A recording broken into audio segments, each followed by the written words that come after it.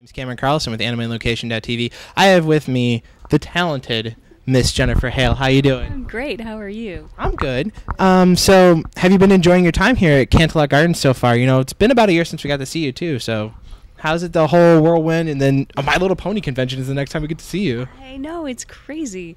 It's been great. Everyone here is so nice. I've not been to this area, part of the country, well, to this city before. I've been to this part of the country, but not this city, and I'm just struck by how pretty it is. It's amazing. Yeah, yeah. What's it like coming to Canterlot Gardens? You know, the atmosphere of the fans and all that. Oh, yeah. It's Pony Central here. It's Pony Central. It's great. Everybody's just having a ball. Yeah. Okay. And, you know, this is new to me and probably a lot of your fans. What's it like to hold a Guinness Book of World Records? I mean, what's it like doing that? Well, actually, I'm glad you asked because this is my chance to set the record straight because the actual record holder is Steve Bloom. Well-deserved, well-earned, and couldn't be from a better person. They contacted me last week about something. There's some kind of thing that the Guinness is preparing that they're wanting to talk to me about, but I don't know what it is. But maybe if they separate one out for girls, I'll be in the running for that. But Steve absolutely takes the cake on that one. Because Funimation posted about that actually on their site about him holding. Yeah, they posted about that. So I didn't know. Maybe they. All right, when this question was proposed, I thought maybe you already had that. So yeah, no, the Daily Mail actually even reported on it several months ago. I was like, wow, and it was incorrect. Sorry. All right. But kudos to Steve. Yeah, he's awesome. Can you share with us some of your most recent projects that you're working on right now? Yeah, working on an awesome new show called Star Wars Detours. It is a blast. And Diablo 3 has come out, which is so much fun. And working on, what else am I working on? Shaolin Chronicles. Tara and I are both working on Shaolin Chronicles, along with Cree Summer and Eric Bauza, David Kay, some just incredible talent on that. And a bunch of other stuff. We wrapped season 6 of Totally Spies. And what else is just a bunch of stuff. I'm doing, of course, 3 or 4 things I can't talk about because they'd find me and kill me. Yeah, busy. All right, and one recent project that was just completed is your work on the awesome Mass Effect franchise.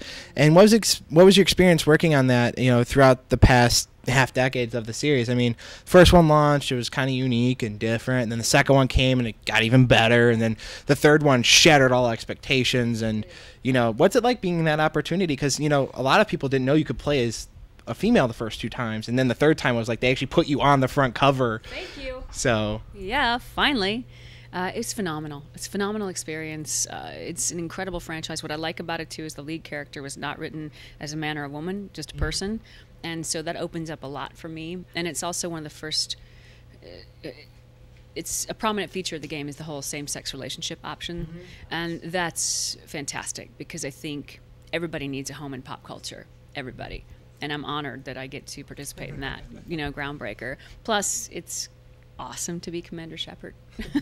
It just rocks. yeah, because you know the Funimation did that anime with somebody. Yeah, it was it's Mass Effect's Paradox Lost or something like that. Yeah, and I didn't know. Did you have an opportunity to work on it? No, I'm not allowed to work on some of those projects because they don't fall into the jurisdictions that I'm allowed to work in under the rules of my working union. So I love those guys. All right, and then one of the elements of voice acting in Mass Effect is that it's very different from other games. Is the consistency with which the dialogue proceeds throughout the game. It's not reserved for cinematic sequences alone. How does the acting type for this type of title compare to acting in a video game role, where most of the acting sound effects of character actions, such as Metroid Prime, which that's cool that they gave her a voice finally, and we finally know who Samus really is. Right. You know, it's part of a whole evolution. I mean, from the time I first started, which that was an early game, to now, I've been really excited to see the change in acting style. It's gotten a lot closer to film and TV. It's gotten a lot closer, more realistic, and that's one of my favorite things because the visuals are catching up to what we're capable of as actors, and not that they were, you know, below that before, but there's a fineness of detail that technological evolution has created that now we can lay back and just be in the moment. We don't have to sort of project the emotion a little extra loud to make it carry. We can actually just be there and do some really great stuff. Yeah.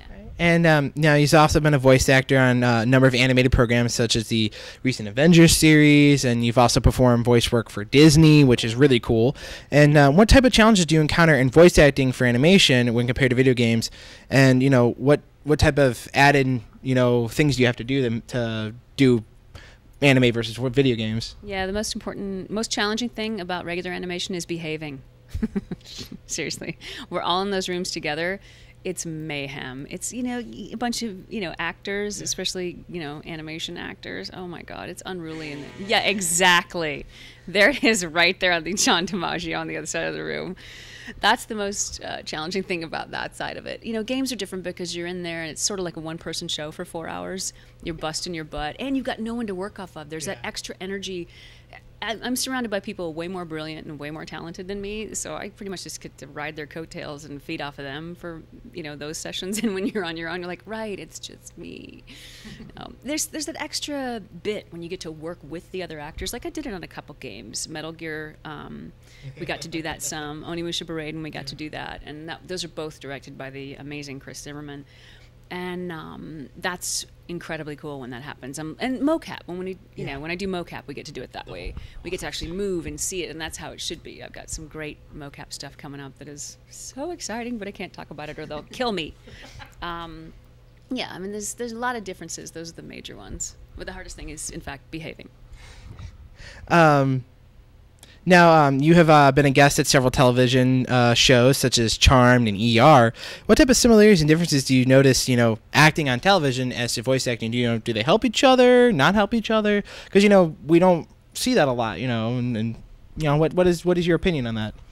There's a different pacing to the two. In animation and video games, you can riff very easily because you've got one main technical consideration, and that is sound. In mocap, you can riff a bit. In on-camera stuff, unless they're technically set up for it. Some shows like The Office, I just worked on The Office. They're set up for it totally. But other shows, your ERs, your Charmed, your other shows like the drama shows, they're not as ready for it. It's moving that way with like Parenthood and the level of improv on that show, which is phenomenal. But that's the main difference, is you don't get to just kind of be quite as spontaneous with your improvs and stuff, because you'll screw like 18 people up instead of 2. Yeah. Oops. Yeah. Oops. Right. And do you have any final words and a way fans can keep up with you on the internet for all your great fans? Yeah, I have an apology for everybody I haven't emailed back. I'm so sorry. I'm swamped right now. Thank goodness. But Twitter is actually the best way to find me. At Hale Tweets. That is the best way, because my fan email, I'm so behind. I'm sorry. I haven't even called my parents back, if it makes you feel better. But yeah, at Hale Tweets. That's the best way to find me. And any final messages for your fans? Yeah, thank you. Thank you so much. Thank you for that I have a job and that you guys are out there. Much appreciated. Well, thank you so much for coming and talking with us. Thank you so much. See you.